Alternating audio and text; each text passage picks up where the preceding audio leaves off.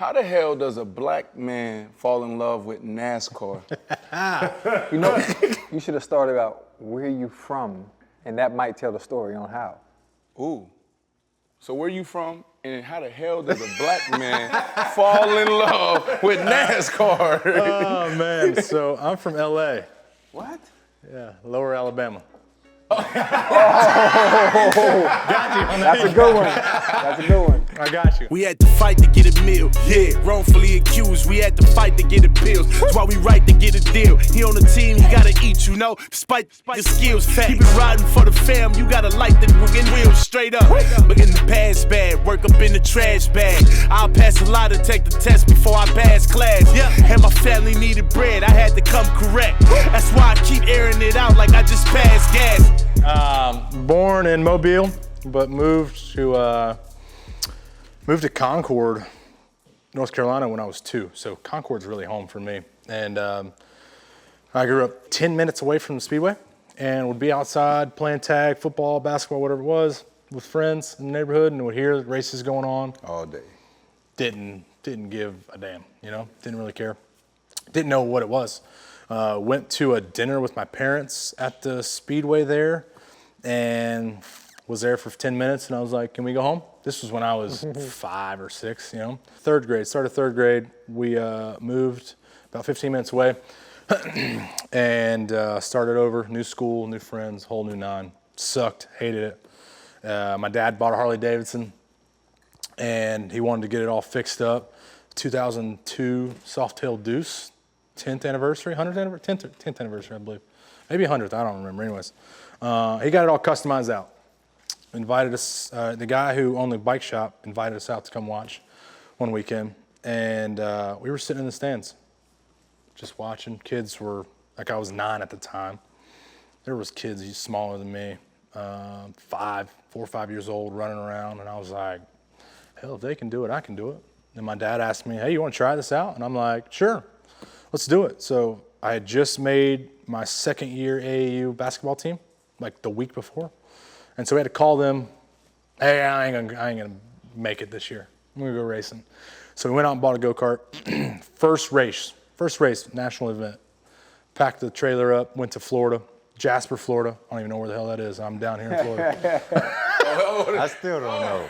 And I'm from here. That's disrespectful, Bubba. Oh, you from there? I'm from Florida. Oh, you're from Florida. Okay, I'm from Florida. I don't know what Jasper is either. Jasper. Oh, Jasper. Oh, my bad. You thought he said Jacksonville? I thought he said Jacksonville. No, he said Jasper. I never you heard know of what Jasper. Jasper is? Never heard. You heard of it? I just seen the sign when I was coming from Orlando down to Heavy fishing Miami. and hunting. Heavy fishing and hunting. Where is Jasper? It's Central Florida. It's Central Florida? For real? Yeah. I've been here 40, however many, yeah. You never seen the signs? No. Yeah, they out there. I ain't never been there, though, but go ahead, finish your story. That disrespect Jacksonville, though. I did, that's what I thought. I was like, Because Duval will come get you, boy. You know, yeah, you know. So Jasper, Florida, head down there, national event, biggest race of the year, 300, 400 plus carts from ages from 5 to 40, 50, however you want to be.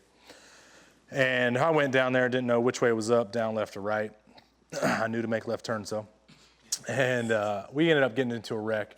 My favorite story about that is we got into this wreck and the track was kind of elevated. So if you ran off, you would kind of go down an embankment a little bit.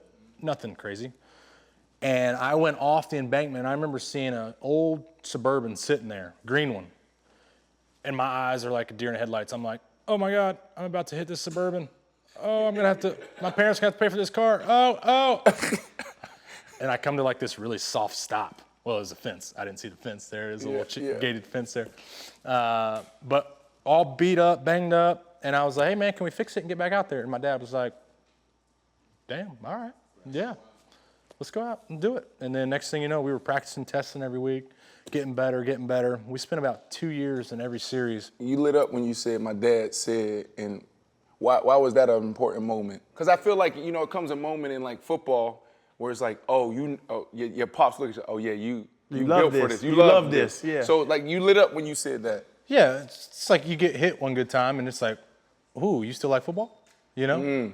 You got into a bad wreck, you still like it? Hell yeah, that was fun. Let's go back and do it again, you know? And that's how it was. Every time I got in the car and got out of the car, did you have fun? That was the first thing he said. Win, lose, or draw. Did you have fun? Yep. So we always made sure we have fun with whatever we did. And so. I love that. Yeah, like 2 years every series, we would progress. So it's kind of, to put it into layman's terms, you know, where we're at now with the sport and how it's been for a while. Cup level is Sunday night football, you know. Xfinity is college football. Truck is high school. Maybe what's the next step from high school to college? Is there one? I don't know. Or step below college? I don't know.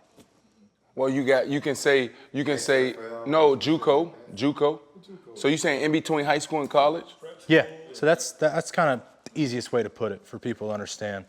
Correct me if I'm wrong back here. That's pretty good. Okay. That's NASCAR back there. So. You come with NASCAR? Yeah, I come with NASCAR. I come deep. You come deep. So, but there's so many other levels. There's AAU, there's rec. You know, it's kind of the same but different.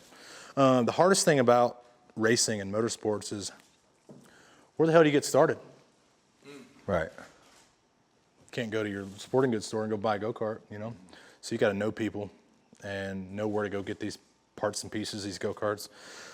Some manufacturers are in a different state, you know, across the country, and you got to get them shipped over, and it's really, it takes a lot financially, just mentally it takes a lot. But you know, we were locked in. So to answer your question, how did I fall in love with it?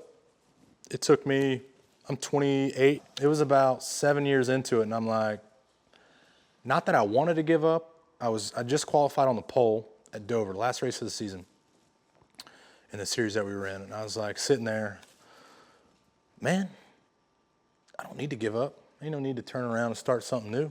This is fun. Let's keep going.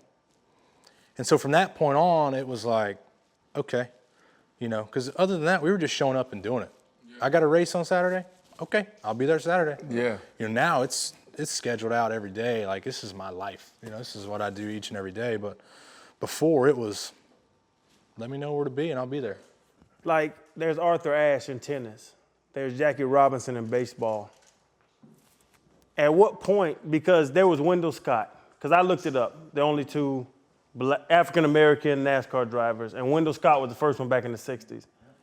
But I don't think the world was ready for a black NASCAR driver, and Wendell Scott didn't have the effect that you had. And we're going to talk about all that you've done. When did it hit you that you were the black face of NASCAR? Because we were even talking before, and I watch Bubba races. I don't watch NASCAR, but if you're racing, I watch Bubba racing. When did it hit you that you were Martin Luther King? You were Arthur Ashe. You were that of NASCAR. When did that hit you? To be honest with you, it still ain't hit me. Because I'm just there. I just happen to be there. And that's, I mean, I know it because media puts it out there. Interview with Bubba Wallace. Oh, that's not a good one. Who's Bubba Wallace? Interview with black NASCAR driver. That's going to get the clickbait. And so I've accepted that. And that's what my pinned tweet says that's been up since 2017. And it's pissed a lot of people off, which I love. But it's simply saying, hey, stop getting offended for me over the headlines from media outlets. Right. Black this, black that, black NASCAR driver. They got to get viewers somehow, you know? That's just, I've accepted it. So you accept it, embrace it, and enjoy the journey. Well, now people that are latching onto it think I'm saying, I'm a black driver, look at me, I'm a black driver. It's like, no, I'm not saying that at all. I'm just saying I'm going to be called that for years because there ain't nobody else but me. Do you think that label overshadows your talent? Because obviously, you know, I saw the Strahan interview with you, Mike, and Hamlin. And Mike, boss man, said, we're not cutting checks for losers, yeah. Right? Yeah. So do you think the label overshadow your true talent, or do you embrace it as motivation? Well, I embrace it as motivation for sure. I know I'm winless in the Cup Series. I know I'm winless in the Xfinity Series, but there's so many circumstances that it takes, and I'm not sitting here making excuses. that it takes to be competitive at the top level. And when all them stars ain't aligned, you ain't gonna do nothing. Right. It don't matter how good you are, you know? It's just, you're the best wide receiver in the game, but you ain't got the field behind you, you ain't got the team behind you, you ain't gonna win a Super Bowl. You got to expound on that a little bit more. When you speak about it, when I think about NASCAR, I think of all the drivers, especially at that level, are good to some extent. So when you say when all the stars on the line, are you specifically speaking what you're driving? Yep.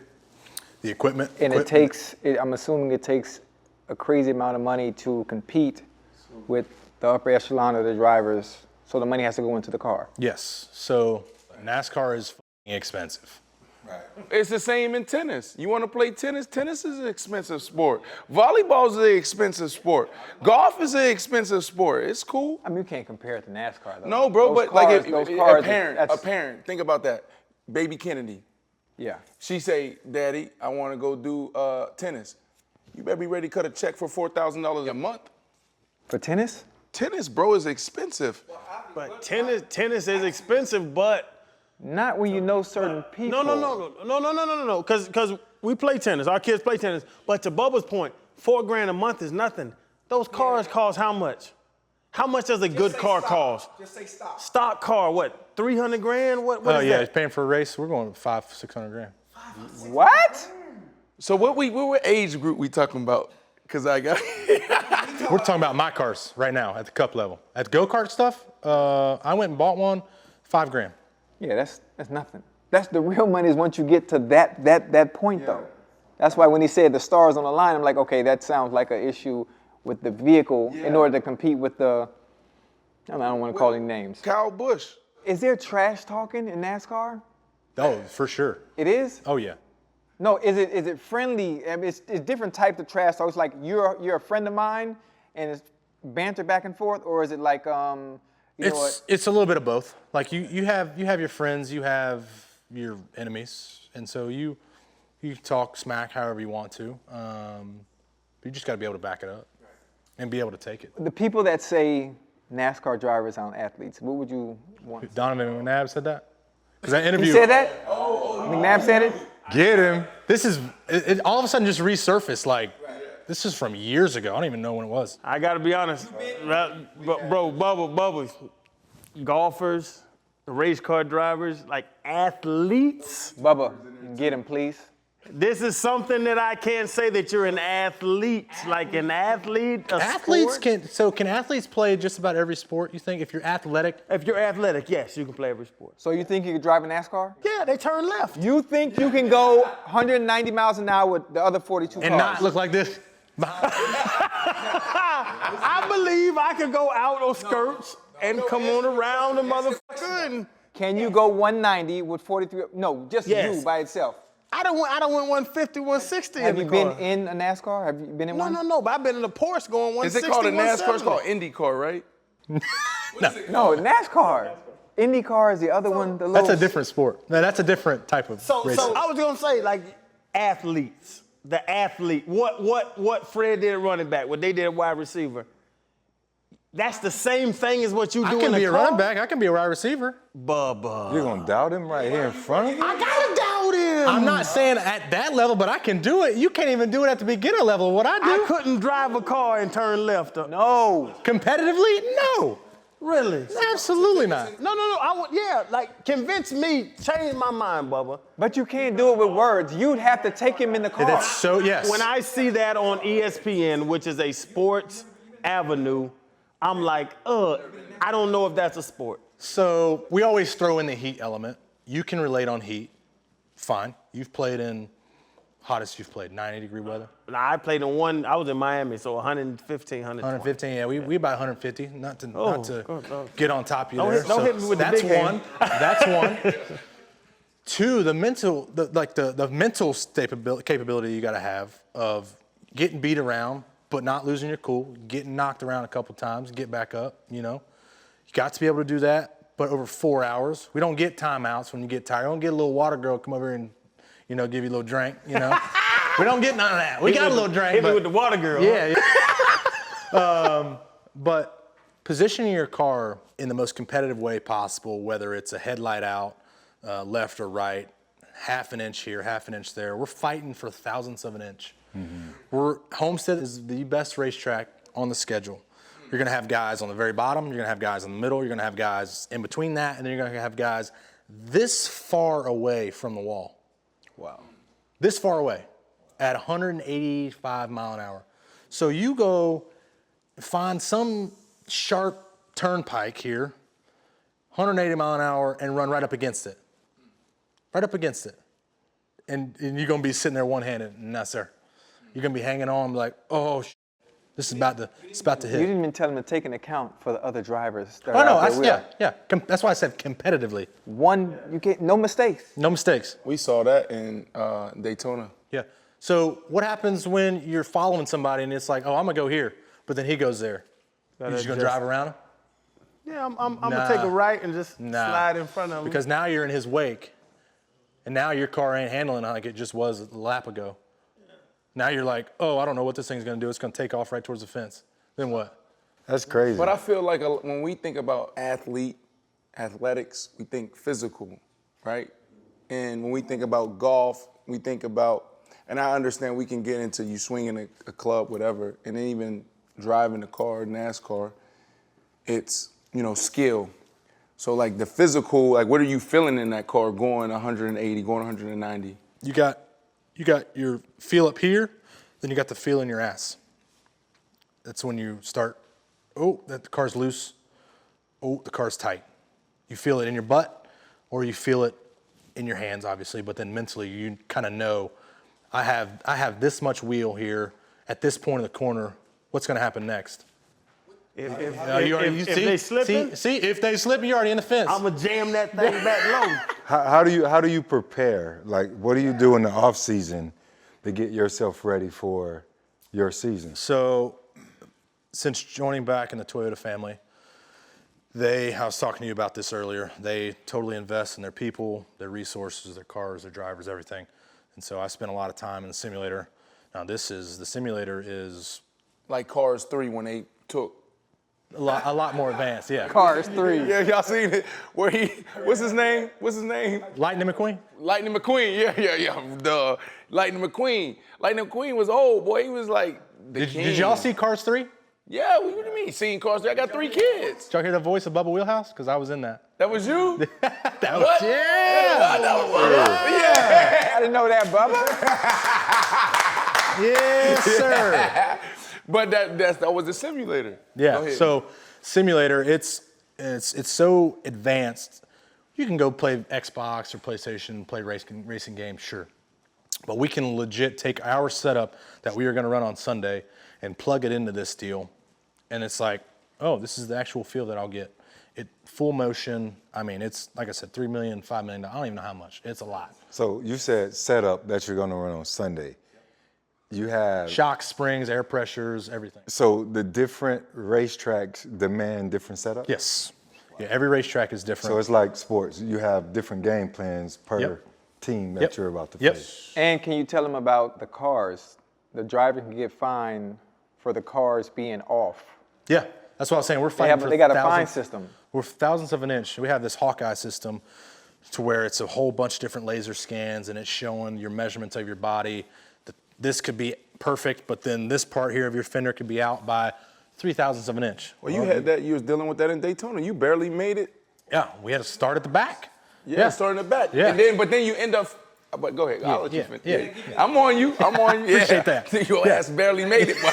You talking about MJ? MJ got all this damn money in the race car off. 2311. What we doing here? 2311.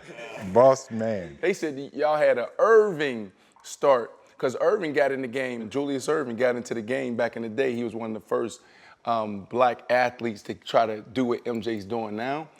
2 years, done.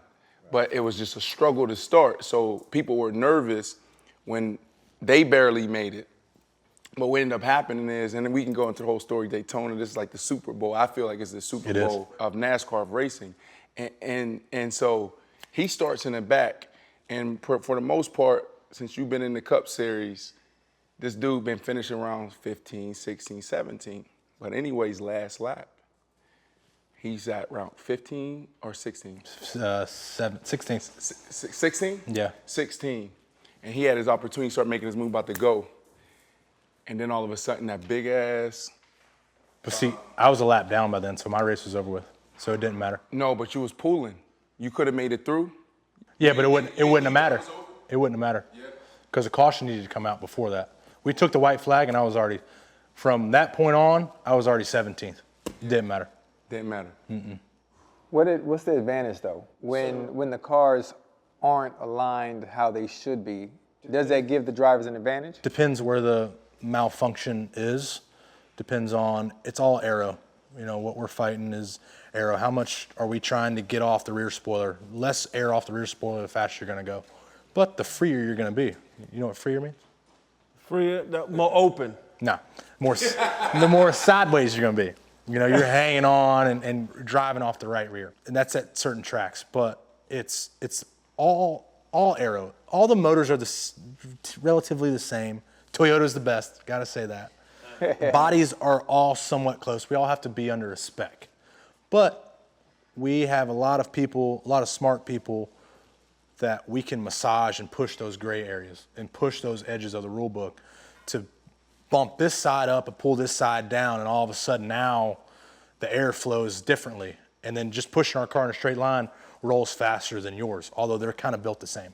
But it's just having the right key people in certain places to be able to do that. So to answer your question, depends on where it's at. Sometimes it's a disadvantage. And it's just like, well, I don't know why we're getting busted if it's disadvantage, but it has to be within the set rule book. So, and it's legit the width of a piece of paper, the thickness of a piece of paper. Like, that's all we're fighting You know for. what I just thought about just hearing you talk like that? I feel like the dudes who play 10 years in the National Football League plus and go from good to great are the dudes that have exceptional IQ. We call it football IQ, off the charts. Peyton Manning, Tom Brady. You know, you can go to Marshall Faulk. He kind of revolutionized the running back position, first running back, correct me if I'm wrong, OG, to like kind of be a receiver out the backfield, do certain things that running backs never did before or was asked to do. It seems like with all that you're saying, so you got the physical part of it, Channing, athlete, whatever, but then there's a mental component. Who's that? Who's that Tom Brady in NASCAR? You know what I mean? Because it's like, you know, Tom Brady go up there, blue 80, blue 80, blue 80. Earnhardt? No? Junior?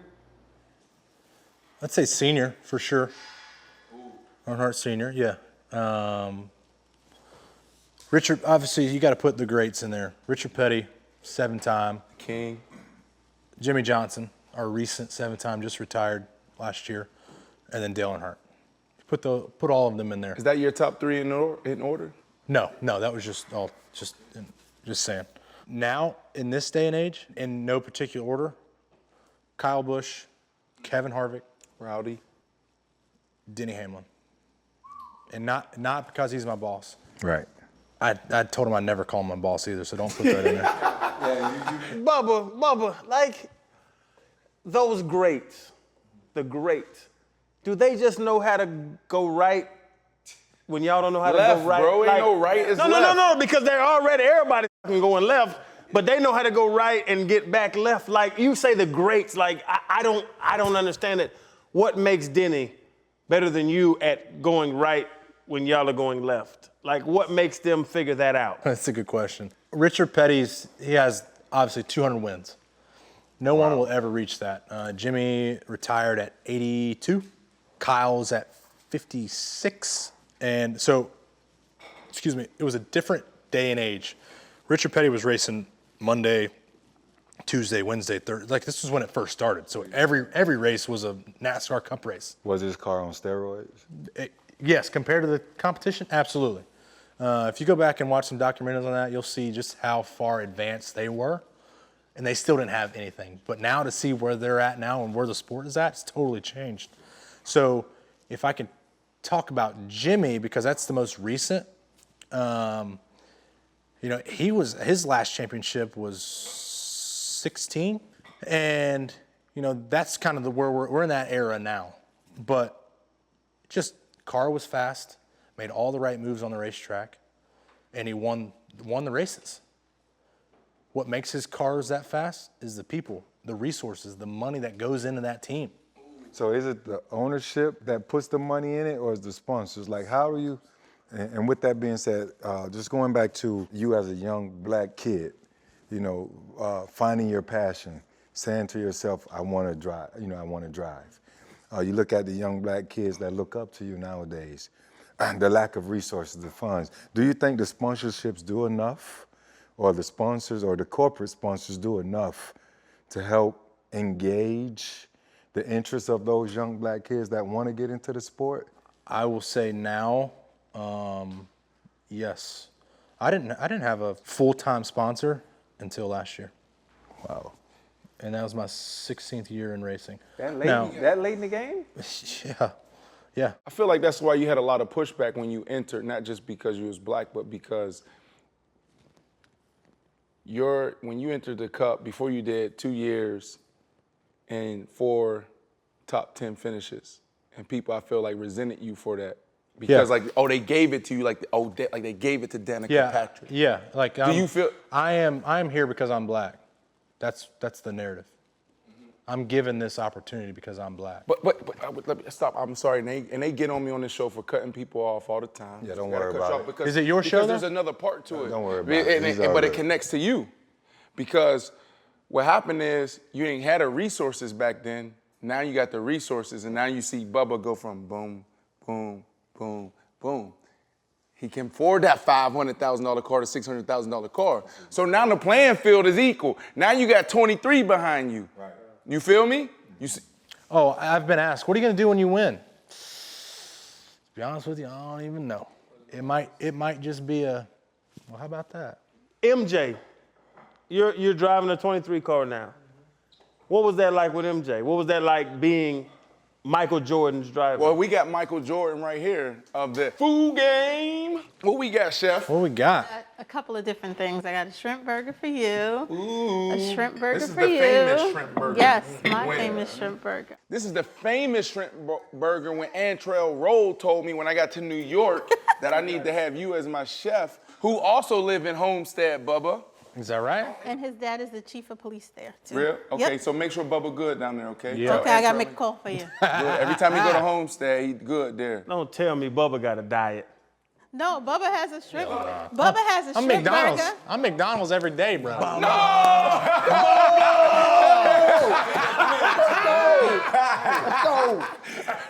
So she always makes something special for everybody else except. Yeah, we might just put it over there. Yeah. Tell them why you made that. Because there's levels to this game and what you're doing, why you cook for so many amazing people. Oh, this is a tamaki, a hand roll for him, but it's a hand roll in a taco, so he could just pick it up and grab it. But you did research. Oh yeah, I had to do my research. And I heard that someone asked you that if a chef came to you and asked you if you wanted to open up a restaurant, what cuisine would it be? And you said Japanese food because you love I like sushi. Do you really eat McDonald's? Hell yeah. No, What I'm talking about. And guess what? You got McDonald's fries. Well, yeah, we don't want to put him on the spot. Hey, are these McDonald's fries? Ocho versus Science. I don't know who's winning. Chef, what I'm eating today, Chef? Ocho has a bison burger because he requested a beef cheeseburger. That's exactly why we're eating burgers It's- tonight. It's beef, baby. Yes. Why are we eating burgers and fries on the show? Why? Why? What do you mean? What you why? mean? Because it's not healthy. It was his turn to Who said request. it's not healthy? Isn't this stuff healthy, like tomatoes and onions? Yeah. He don't want that. He took it off. He gonna do the same Bubba took thing. his onions. He gonna do the same thing too. Here you go. Nah. So this whole thing, Ocho versus Science, how do you feel about it? Obviously, you know because you just talked about McDonald's. So is it Ocho winning or Science? And what I mean by that is, we got in this whole thing where he put his nuts in my face, excuse my language, threw his leg on the table and said, you need to bring some calluses in your body. And talking about how it doesn't matter if athletes eat right, train right. You know, it's just like, you're built for this. Did you threw training there? Well, yeah, I said eat. You Yeah, train you're right, like you're a right. madman. I Eating. stand corrected. Okay. I retract that Don't part. do me like that. All right, yeah, because you always train. But eating right is pretty much the biggest deal. You think that matters for athletes? To a certain extent, I do. But a very small Very small. I have a question before you even finish. You gonna cut him off? Yeah, wait, because let me say something. We're on the same page. Bubba, thank you. I'm glad. I'm glad. Think about the That's people. why your name Bubba. Who does the research? What do the people that do the research look like? The people that are doing the research and are going to tell these professional athletes what they need to put in their body. Or the out of shape ones. Listen, you motherfucker, I love you. I love you. You get where I'm going with it? I'm trying not to say the wrong thing because I don't want to offend anybody. But the people doing the research telling Brandon what he should eat to perform up here when they've never even been there. It could never be there. Science. Suck my. Excuse my language. I don't know if they can, but yeah. It's research. You know what they do? No. It's what? Wait a minute. It's what? What is it? It's research. Who's doing the research? The people that you talking about. Can I talk about what they do, what their case studies is built off of? Case studies? Yeah. Did they study you? Let me hold on. Let me go there. Case Let me studies finish. is what he Who was are talking they about. case studying? A case study. Who are they using as examples? We don't know. Nobody knows. No. I'm telling you right now. So here's what they do. Wait, why is it more expensive after they do their research, right? Mm-hmm. Why is it so expensive? But If it's supposed to be Ocho, healthy. but you didn't let me finish this a couple Why shows ago. Why is being healthy so expensive? You know why? The industry is It's corrupted. a money grab. Right, and It's a I'm with money you grab. on that. I'm with you on that. The industry is corrupted, 100%.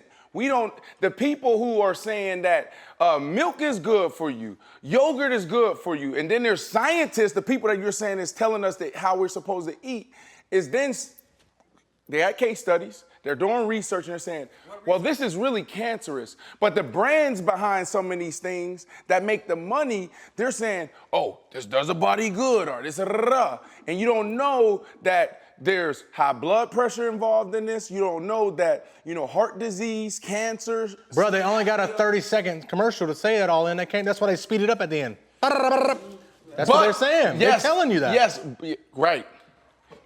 But we think that this is good for us because these people, they are the ones to write the papers and do this. But listen to me on this. So here's what they do with the case studies. They take, let's say, 20, 30 different athletes and say, we're going to take them through all this. What athletes?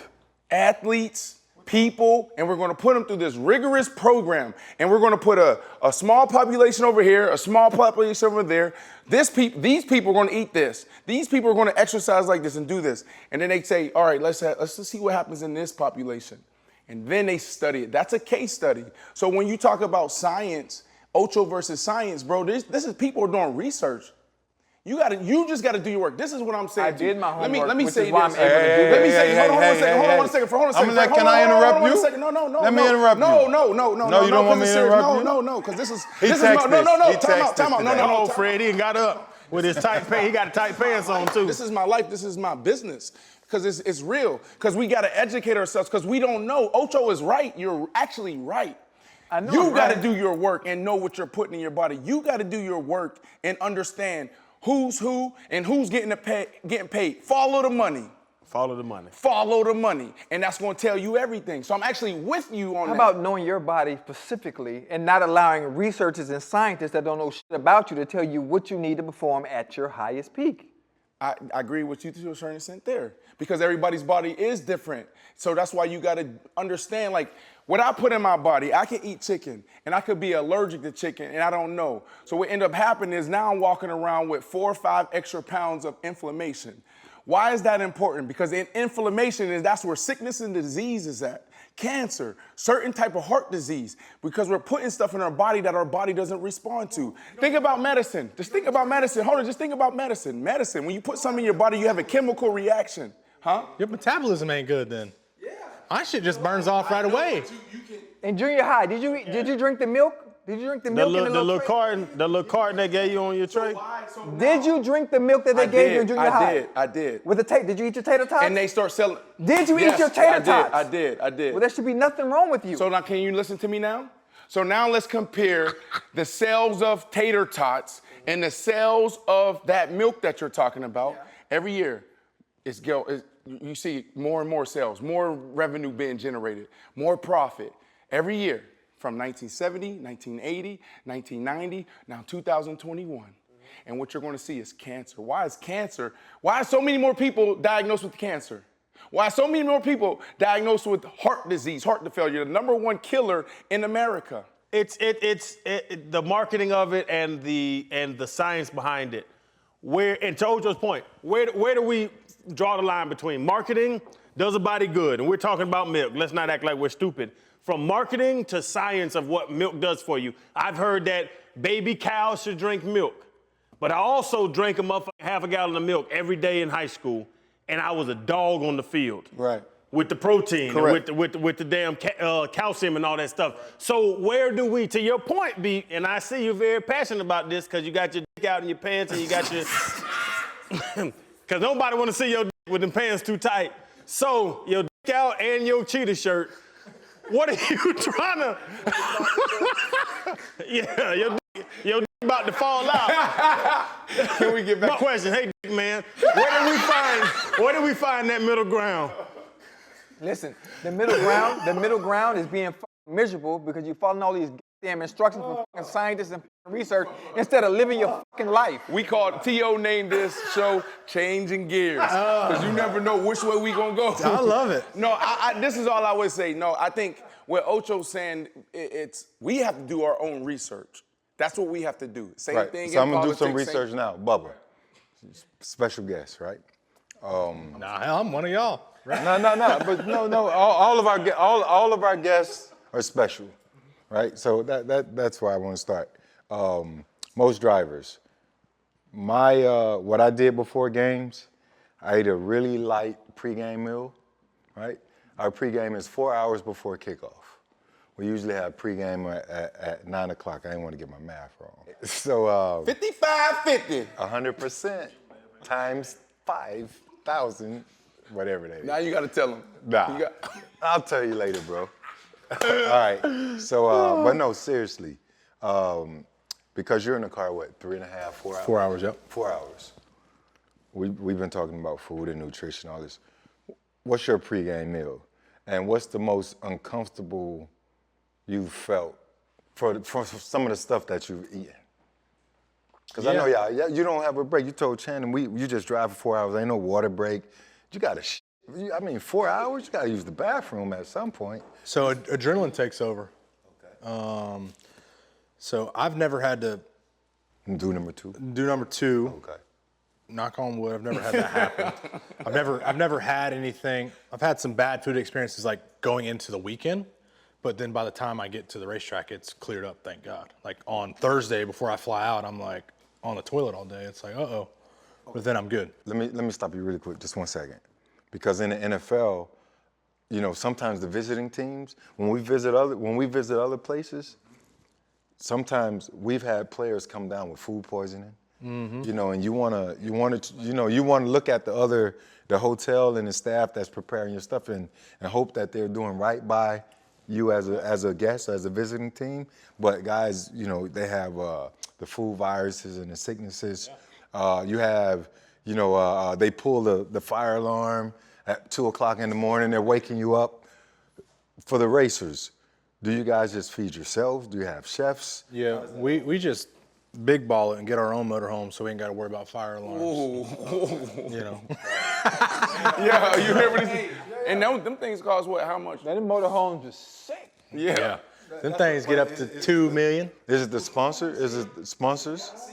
No, I mean, that depends on, you break down your finances and everything. That's like we were talking, when you get into the league, people go out and buy a nice car to keep up with the Joneses. The first thing you get when you get to the Cup Series is a bus. A bus. Because it's 36 weeks every weekend, you're on the road, you leave out Thursday, you get back Monday morning, 2 a.m.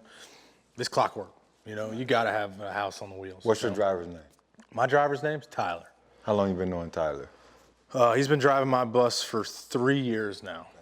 And he's really good, but I love driving my bus. I drove it in the off season. That was another question I had for you. Yeah, I drove it down to Daytona. Oh yeah? All right, so you're making left turns for Now, you can drive that. for 3-4 hours, right? He's making left turns for 3-4 hours, 4 hours. In real life, what do you drive and do you obey the speed limit? Yeah, I drive a Toyota 4Runner. I got a new one being built. It'll be here within a month or so. Excited about that. That's my daily driver. Okay. But I did ball out after last year. After all that shit, had to treat self. Nothing wrong with that. Yeah, a little dream car. But yeah, so it's we had this conversation the other day with MJ actually. The safety and technology that we have in our race cars, I'm in a 9-point harness. Not 7 or 9-point harness inside my car. What does that mean? I don't know what that means. So I got 2 seat belts on top, 2 up the lap, and then 1 across, so however many that is. And I got a head and neck restraint system. You just got 1 seat belt in the car. When you hit something, you just do this. When you hit a car, in a street car, you are. Okay, so the reason why I'm glad you brought that up, because that's one of the things I wanted to ask you about is because we have the fear of going across the middle. We have the fear of banging heads. We're not supposed to do that. We talk about it all the time on the show, you know, but like there's something that we have to get over and say, I'm gonna do this. You got 2 grown men, Bubba, running 22 miles per hour, 20 miles per hour, 18 miles per hour for 40 yards. And then they just run right into each other, bam, and get up and they celebrate that. You gotta be a little off, okay? So my question for you is like, are you afraid to die? Because Daytona, look, you saw what happened in Daytona? I mean, I was right there in the fireball. No, I'm not afraid. You know what's gonna happen. You climb in, you're just like lining up on the field. You know, this play could be your last one. But we don't think like that. You don't think like that. I know you don't go in. It's here. It's right here. Very small. It's right here. It's always right there. No matter what athlete, non-athlete, it's always right here. We do share something in common, athletic or not. We still got that. What's this? I ain't scared. In the back of your head. It's crazy the parallels between NASCAR and NFL. You go to the pit crew. Yep. A lot of people don't know those are ex-college athletes that you made it pro, didn't make it. So like, seeing all that, how you guys come into the stop and boom. Do you take their athlete card away if they jump into NASCAR? If they get in the car and make a bunch of lefts. Got you. Okay. You can't. I'm not with you, champ. Bubba, I don't know if they're athletes anymore. They're unscrewing lug nuts. Bro, unscrewing a lug nut makes you an athlete? My son could do that. So why did you give me grief when I said I could go be a running back or a wide receiver? I just don't know if you could do it because you did it at that level, but I don't know if you can do it at this level. Here's the deal. Bubba, can you do this for us? Can you ask NASCAR for us to actually be a part of the pit crew? And I know y'all have like, here's what the best do. What is it, 2 minutes or whatever, a minute to change exit, whatever? A minute? We're gonna see, a minute. I'm an athlete. Hell no. It's 11 seconds. 11 seconds. 11 seconds. Yeah. Well, I'm 9, Bubba. Bubba, I'm 9, Bubba. So we gonna see. Za, za, za, za, za, za. Okay. Boom, za, za, za, za, za. I'm 9 seconds. Chan. So right now, seriously, Yes. let's put whatever you want on the table. I bet you can't even, I bet it Get take 1 tire. Just say 1 tire. Yeah. I can't take 1 tire off of a car, You got a bad back. of a vehicle. I can't unscrew a vehicle's tire. I changed my tire the other day. What I'm saying is, 35 minutes. 35 minutes. 1 tire. Hey, I'm stuck on side road. You gonna help me? Come on, Bubba. you can't do it. And I think if you can get NASCAR to give us this experience of being a part of the pit crew, okay, and trying it, it will change your perspective if they're an athlete or not. I was gonna ask you, what do you think about during that stop? Because everybody's around you and you have to be great. Win, lose, or draw, Bubba, like, it's gonna be on you. What do you think about when you sitting there for them seconds? Because I would be hot if I was on my pit crew. That's our timeout. It's 11 seconds. We get 11 seconds timeout. Gotta go right back into it. Now, if it's a caution, then okay, it's a little bit longer. But if it's a green flag stop, it's like a minute. You have exactly 1 minute, depending on where you're at. Daytona, it takes a lap around is right at a minute, but. Y'all don't have no pipe? Like, if you have a little pipe connected to your pee-pee to run out the car or something, you can't pee? Because I have I pee a lot. He peed on him. He's known for peeing on himself in games. He's infamous. So like for he it. wouldn't go in the locker room and pee. No, I pee right on my leg. Have you, like, y'all don't have no No Willie. fluid evacuation techniques in NASCAR? No. Let's say that again. Fluid evacuation techniques. F-E-T. Damn, that was pretty good. You thought about that I'm one. saying, like, you can put a little rub on and have a pipe running out the bottom of the car, and you can pee and it can rub. Come on, man. Hey, Fred, let me be honest. I got a full disclosure. I ain't wear rubber in something. I'm married. I don't wear rubbers. Oh, my. But if they had a rubber with a little pipe. pipe out the end where I could sit in there and pee and it go out my car, I would pee in the car. Go out the car? Like a little pipe runs out the bottom of the car. You could pee. And So the track gonna be slippery. man, it'll dry up. Ain't nobody peeing no gallons. What's your bladder look like, Bubba? You got a big bladder like that? I got an okay urethra. I ain't got no big bladder. Do not answer that. We need to switch gears. Speaking of, hey, time out, because I got to take a piss. We got 11 seconds, motherfucker. Tell him what he 11 got, 11 seconds. That's awesome. That's good. We got a caution flag. What you do to the gas, man? What'd you call it? Evacuation. But see, I feel like, man, this is a great conversation. Like, how the hell Shaw get in NASCAR? Because when the first race I went to, Daytona, I didn't know it was the Super Bowl of NASCAR. It was like, man, that energy, that power. Like, y'all see these cars coming by? Like, what is going on here? Bubba, I got to put you on the spot. What's up? All right, you mentioned AAU basketball. Mm-hmm. You've been arguing with this nut about being an athlete. Yeah. All right. This nut. This nut. Everybody know he's nut. So obviously you're a basketball fan. Boss man, MJ, is he the GOAT or is LeBron James the GOAT? Oh. Now, I don't know. I mean, he already said he's not cutting any checks for losers. Mike said, I don't have control of what's going on during the race. Yeah. And you said, but you have control of who cuts the checks or who signs the checks. Yes. So you got control of this answer right now. Oh, Barbara Walters? Barbara Walters! Oh, James Brown. James Brown, Hey. JB. CBS Where Sports. you at with it? We want to know. So MJ, he was before my time. Mm-hmm.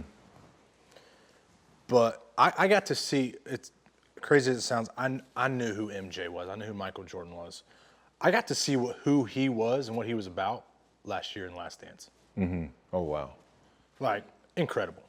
Like, that motivated me to, what I talked about, be a better person, wake up and just like, whew, this dude is a stone cold killer. And so now seeing how the game has evolved so much since then too. Right. So do I think Michael Jordan's a GOAT? Absolutely. Is LeBron James great? Absolutely. Right. That's how I'm gonna leave it. All right, so. It's two different games But now. is there any more pressure? Like MJ is backing you. Does that add any pressure to you knowing that you're on Michael Jordan's team? Bro, and you drive the 23 car. And we talked before, you have 23 people coming to Homestead. Like, there's a number there that really means something to people. Is that pressure on you? Not to knock the number 23, but 23 has been a part of the sport before on some lower funded teams. Did you know what number I drove the last 3 years? 43. 43. Yeah. The biggest number in NASCAR. Right. Pressure comes from within here. Yeah. Everything else around me is just a distraction. So I love that. I love that. You tuned in, dialed in. Last question about MJ and Denny, 2311 Racing. How did it come to fruition? And what was your reaction when you heard about that opportunity? So I don't get excited over really anything. You know, you talk about, hey, this could be something, like this is gonna be big. This could be big. I'm sitting over here like, it's nothing right now. So to me, it's nothing at all. I don't sit there. I've been in that situation before, and it's all ties back into motorsports and racing, sponsorship. I've been told, hey, they're about to sign this $20 million deal. You're about to be set. Right. Sweet, yes. Let's do it. Next week rolls around. Hey, what happened to that deal? We don't know. Okay.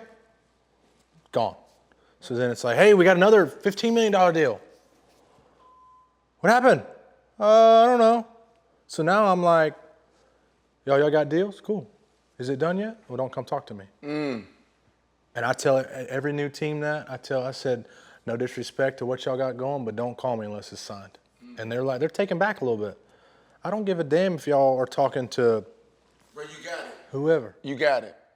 What I talked about earlier, I asked you the question about when you were talking about like this, the IQ of driving. We're talking about athletes and physical. I said, man, who's the Tom Brady and the Peyton Mannings of the sport? You don't get excited, yeah. But just hearing you talk like that, because you know when we said you right, like you just hear what he said and how he went in, and like you know when you walk in the locker room, there's certain guys like man they just move different, they think different. Bro, you got it, bro. Just hearing you talk like that because it's all about eliminating distractions. It's all about like how do I stay focused? How do I stay in this moment? We had this conversation on I Am Woman, the marriage edition, about like we talk basically saying that you know marriage and relationships. There's so much you have to give to that to be great. And then you have sports, and we know the pressure that's on us as athletes. Will we be, you know what I mean, that 1% if we had to go over here and build these marriages, right? Or not even marriages, because you got to watch the I Am Woman episode because I don't want to sound like a fool here and saying that football is more important than marriage. It's not what I'm saying. But that attention to detail, every single day, you got it. I seen it. I appreciate that. I get fired up when the questions, not in a negative way, but to answer your question about the whole 2311 deal. So I was with the 43, and that was the option was on the table to extend or go somewhere else. We had another option we could have taken. But Denny came in the picture to help the 43 and make it basically what it is right now. But there were certain things that were in the way that kind of gave everybody cold feet. But this whole time, I'm just sitting back. Let me know when it's done. Things like what? Yeah, they call me Messy Brandon on the show sometimes. I get messy. People, resources, just the whole picture wasn't there. All those stars weren't aligned for Denny to go all the way in with it. And so then MJ got word because the rumor got out, MJ's starting a team, which was not true to start. Well, then MJ, I guess, fires a text to Denny. What do you think about this? Let's make it real. Right. And so then Denny is fired up. You know, he's like, hey man, this deal's gonna happen. And the video I sent him, his reply back is, I mean, he's all in, and it's not nothing's, it's all up here. It's all mental right now. It's all a vision. And the video I sent him back is the Kobe Bryant press conference video, up 2-0. And the reporter asked, why aren't you happy? Why aren't you smiling? What's there to be happy about? Job's not finished. That was my reply. Once it was signed, shared a cocktail with him, and congratulations, let's go to work. Oh, that's greatness. Oh, my God. Listen, I'm gonna change gears. We talking these good questions, good topics. Yeah. Listen, we know about the backstories when it comes to NFL players. In the dating life, the groupies. We know about the NBA players, you know, how they move, the lifestyle. I want to know what it's like being a NASCAR driver. First of all, Bubba, are you married? I'm not. I have a girlfriend of 6 years, though. 6 years. Okay, I don't want to get you in trouble, Bubba, never mind. No, Chad, ask him. But I'm just saying, we had ladies, but we knew that the girls at the bar, at the hotel we were at, were very intrigued by us. Is NASCAR the same way? Are there NASCAR groups? Is it somebody give you some action because you race a car? That's the best way I can put it, Chad. Yeah, I still don't want to go there because the man has a girlfriend. What'd you say? Don't get no table, no leg? Outside the hotel if they know y'all are there. What hotel? And they got buses. He said. I'm just saying, but outside the bus. I hit somebody on the bus, Let's talk about Wendell Scott. We done already talked about Wendell Scott. I want to talk about the bad ones. No, we haven't talked about Wendell Scott. I want to talk about Wendell Scott. Oh, boy. Was he ever an inspiration? But to your point, I'm just kidding. I'm just kidding. You want to talk about the bad ones? Right. Yo. No, seriously, Wendell Scott. I saw an article some months back that talked about, his family is fighting to get the trophy. Yep. For his win in Jacksonville. And if you don't know, I think you mentioned Wendell Scott. Yeah. The first black African-American driver to win a NASCAR series. But he didn't get his trophy. He didn't get his victory lap. But a few weeks later, they came back and said, due to technical errors, in fact, you were the winner. But still to this day, and that was in '63, to this day, he hadn't gotten the trophy. But his family has sought out to get the trophy for that win. Do you think NASCAR will do right by them? Yes, for sure. Obviously, we weren't alive in the 60s to go through what Wendell Scott went through and African Americans in general went through. I mean, 2020 was a rough year, but we're not naive. It goes on every year, every day to the African American culture. But in NASCAR, it was specifically tough for him. And so I didn't know Wendell Scott coming into it. I had no idea. I met Wendell Scott Jr. when I was 14. That's when I kind of started picking up a little bit. And then getting into the NASCAR levels and the ranks, you started hearing more about the history and what had happened and what he had gone through and who he was as a competitor. Him and Richard Petty were actually really close. Richard Petty would give him hand-me-down parts and not like, you're only good for hand-me-down. It was, hey, we're getting rid of this. Do you need it? We're going to build a new car. I know you're looking for stuff. Here's some parts and pieces. And so Richard Petty was a big influence to Wendell Scott's first victory. And so being able to race with Richard Petty, or for Richard Petty, and hear those stories is actually really cool. But knowing he was the first African-American to be full-time, I'm the second to be full-time. There have been many others come through. I say many, it's only been 4 or 5. Bill Lester, Willie T. Ribbs, come through the ranks and really put their name in the sport. But to be where I'm at today is because of Wendell Scott, for sure. So 2020, racial tension soaring in the middle of a global pandemic. You walk into your garage, whatever it was, you see a noose hanging. I want to talk about that, but you just talked about the king. After that, who's walking out with you? The king. Is it because of that, what you just said, and the respect that you have for him? I believe so, because due to COVID protocols and just for the safety, we didn't want him at the racetrack. He's 82 years old. He's super subject to COVID. And we lose the king, you're losing a big piece of motorsports and history and just love and whatever. And so, and also due to COVID protocols, we weren't allowed in our trailers or in the garage at all. When the rules came out, we show up now, race day. Drivers who have motorhomes, go to your motorhomes. Drivers who don't, we have a selected room for you to go sit separately and wait till the race. So I've had a motorhome. So Talladega, it rains, so I'm just chilling in the motorhome, and I get a call from the president of NASCAR. Hey, I need to talk. I legit thought I was suspended or fined for something I said. The first thing. Well, that easy, though. Yeah. Something you said. But I was like, I don't know what I said. I say a lot of shit, but I didn't think it was on that level, the level he was about to go to. And so I hadn't even been in the garage at Talladega. And so it ended up being a crew member of mine who happened to be African-American, had just been standing there talking and noticed the garage pool was fashioned like a noose. Wow. And that was it. And then it was reported, told to NASCAR. Only 4 or 5, I don't even know if 4 or 5 people knew. 2 people at the time knew. Crew member, my crew chief, and the NASCAR officials were alerted. So we'll say 3 or 4 people. My guys are already back home.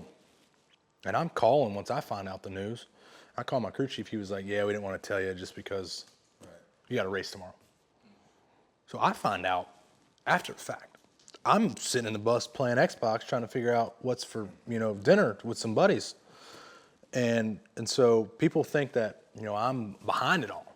we're not allowed in the garage. And so to see all that happen, to what it ended up being, you know, the show of unity on pit road with all the drivers, all the crew members coming out was incredible. Right. I had a slight idea of what was going to happen just because Jimmy Johnson was leading. We have a driver's chat, and he said, hey, I'm going to stand with Bubba at the race or for a pre-race. Just like that. Just like that. And then it was, I forgot who was next, but a couple drivers chimed in, me too, me too, me too, me too, me too. It snowballed. Well, then it said, Kyle had maybe, I think Kyle Busch said, I think we're going to need more room. Rowdy, my Yeah. dog. And so I had put my phone down. I was going through a lot of emotions, talking to family and stuff, talking with the FBI. That's some shit, talking with the FBI. Yeah. But then we walk out to pit road. And so I had a knowing that just the drivers were pushing me out. And so you can watch that whole video. When I stand up on top of the car after we get down to the end, I noticed the entire garage was there. That's, I don't even know how many people, 100, 200, 300 people. The whole garage. And I'm like, that's when I lost. That's when I stand up and collapse, just overwhelmed with everything. And I thought that was powerful. Now, the outcome, I did my due diligence and tried my hardest and damnedest to make sure this wasn't going to be the outcome that it would be. And it still ended up being it because I didn't want to jump the gun on something because I knew the outcome would be. Yeah, because a lot of people say it was a hoax. Exactly. You know what I mean? Yeah. Like they say it's a hoax and this didn't really happen. And Yeah. Jesse Smollett. That's what Bubba Smollett is my name. Hold on, what? What's that? The dude that. Oh, the dude Fakes, from what's the name of the deal? Empire, I like that show. Damn, Jesse. What's his Jesse. name? Jesse. But- damn. Messy. Messy Jesse. Yeah. But quickly, guys, I want to ask you from the noose thing, from the whole situation you just talked about, and that was beautiful. The Confederate flag has been banned from NASCAR events. That was 2 weeks prior. And I don't know if it's justified or unjustified that you're attached to that. Your name is going to be attached to, they cannot fly a Confederate flag at NASCAR events again. And we're both from the Bible Belt. We both saw the Confederate flag growing up, and that's something that people take pride in. Have you had any kickback from that? What's the angle of you being the guy that got Confederate flags kicked out of NASCAR? What's most important? I know Boss Man might catch a clip or two here from the I Am Athlete podcast. Your legacy is a beautiful thing, man. I mean, because you've penetrated, a space that not many of us have traveled. But you're young. You got years and years. You got another 20 plus years to drive. I mean, when you really think about it, you do. And what Brandon said a while ago, you got it. You're trying to eliminate the distractions. You're focused on this. You don't let the outside, We're all influences. We're all human at some point. You give in to the Twitter people. No, I mean, but Yeah. your priorities are aligned, in my opinion. So my question is this: what's most important to you in your legacy, the wins, or the fact that you've, revolutionized and evolved the sport, where you've evolved and penetrated the sport where we might not have thought twice about even dealing with. Yeah. Much like Tiger did with golf. Right. My son at 8 years old can look at Bubba. Tiger made golf sexy. You know what I'm saying? Just the whole overlay of it.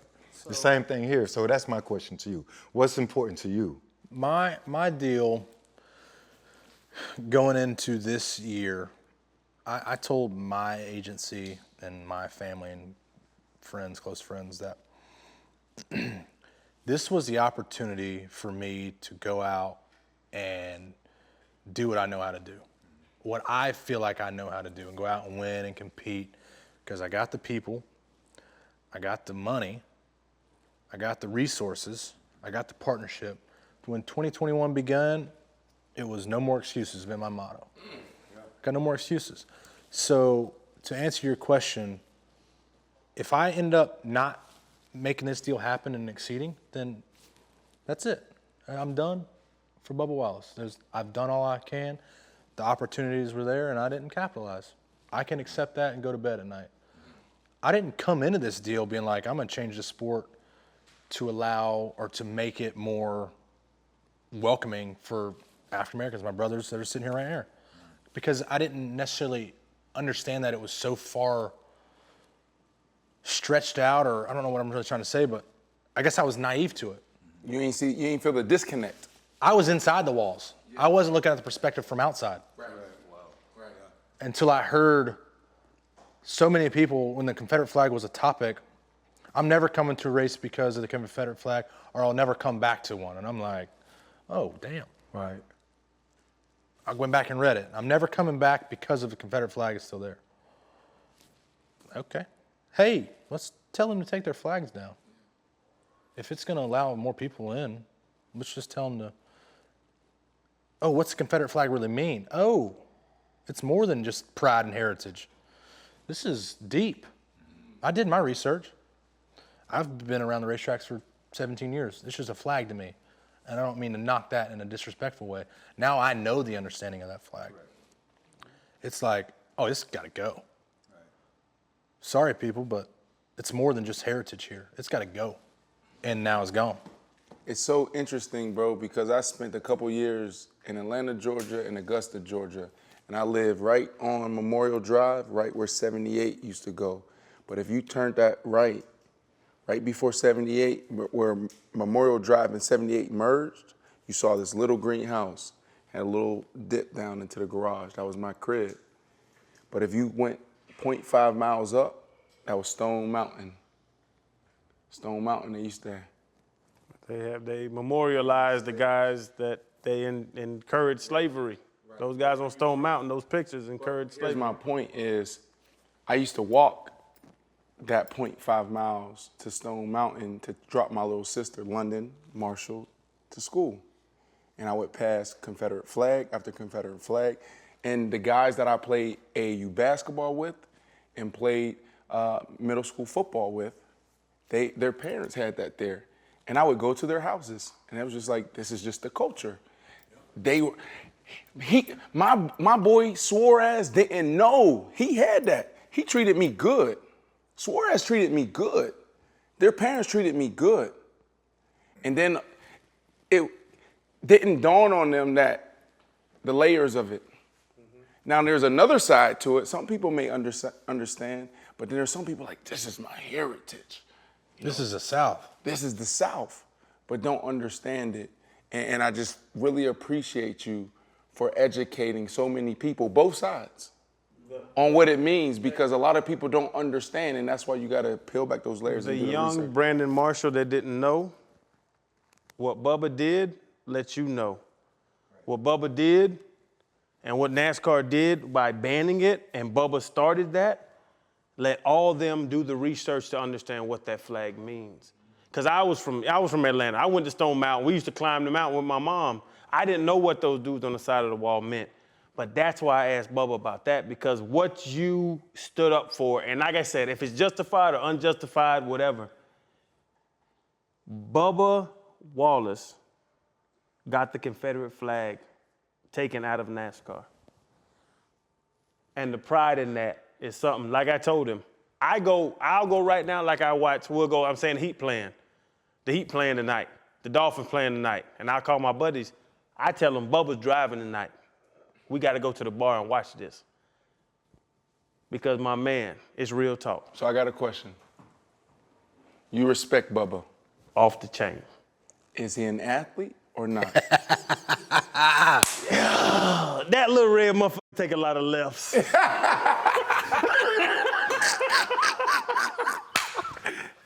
He red, I love him to death, but he take a lot of lefts. So y'all got something in common.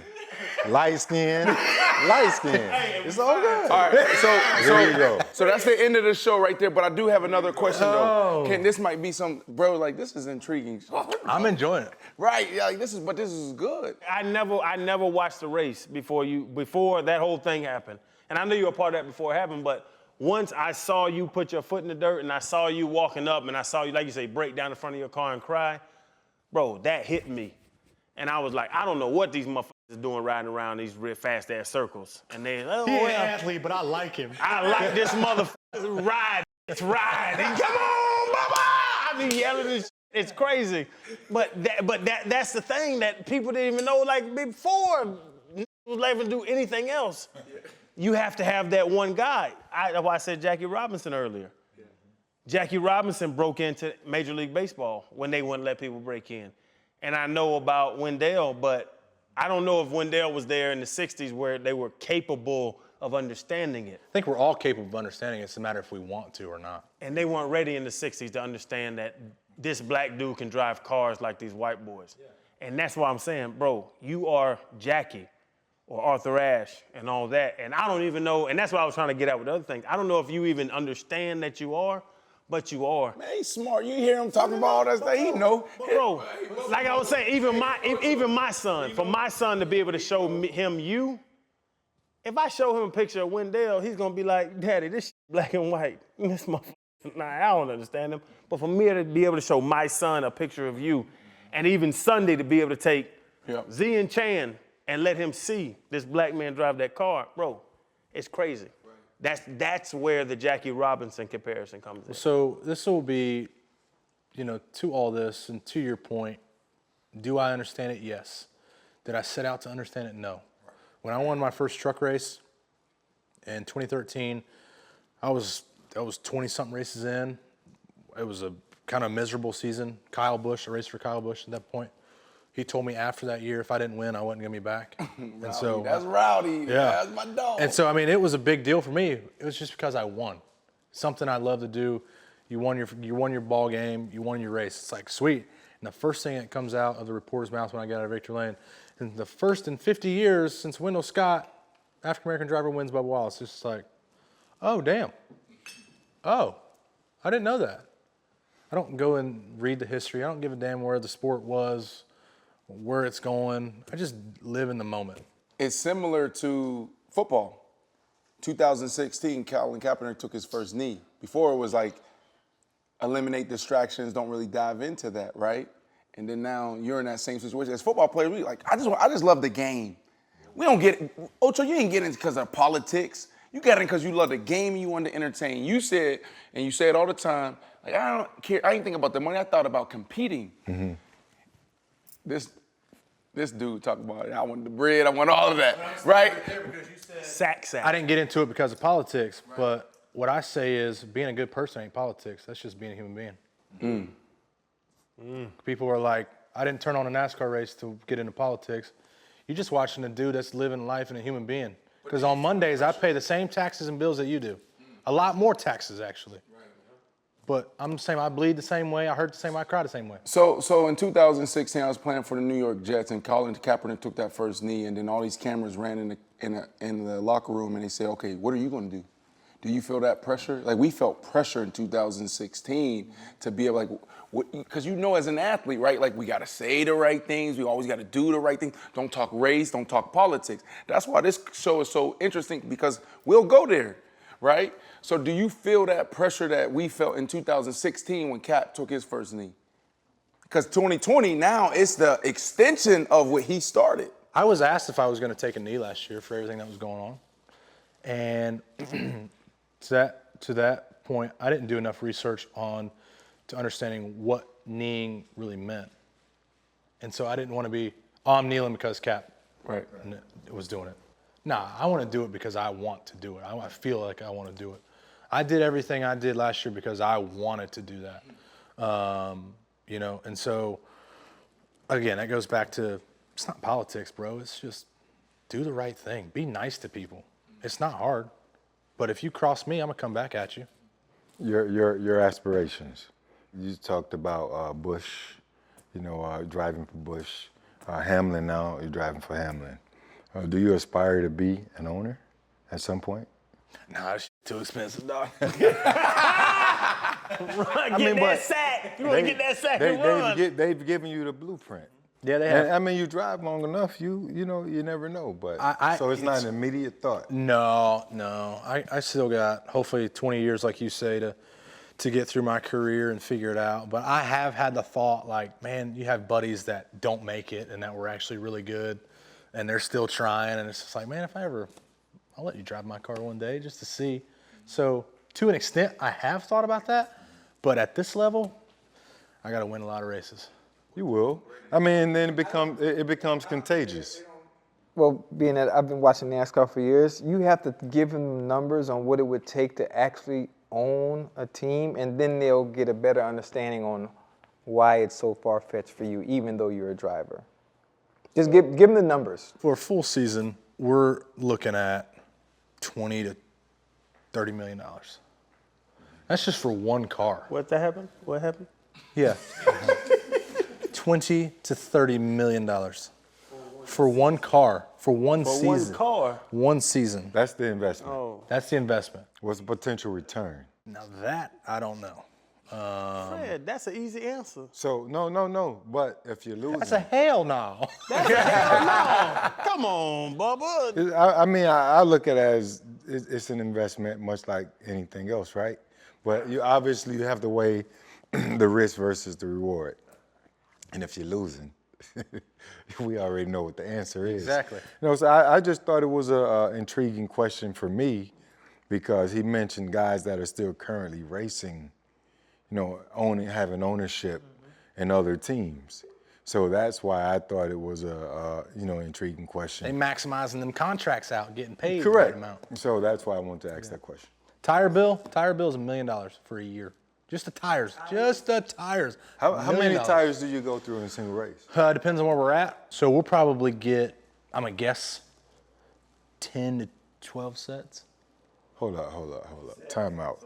How many tires is a set? 4. In one race? This math. Math is terrible. No. You just said he said 40 tires. That's like divided you. by 4. You feel me? Yeah. Those 3. I like you. So explain to him 55-50 now. We're not talking about 55-50. Tell him, bro. No, it doesn't matter. Tell him, Chad. Divide them by 4. Divide them by 4, Bubba. Let them know how many tires a car has. All right, so.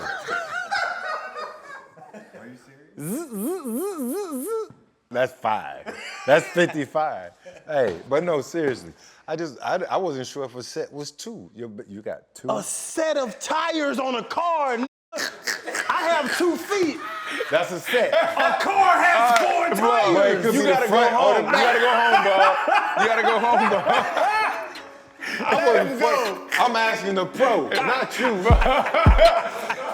That was good. We had to fight to get a meal. Yeah, wrongfully accused. We had to fight to get appeals. That's why we right to get a deal. He on the team, he gotta eat, despite your skills. Keep it riding for the fam. You gotta light the wheels straight up. But in the past bad, work up in the trash bag. I'll pass a lot to take the test before I pass class. And my family needed bread. I had to come correct. That's why I keep airing it out like I just passed.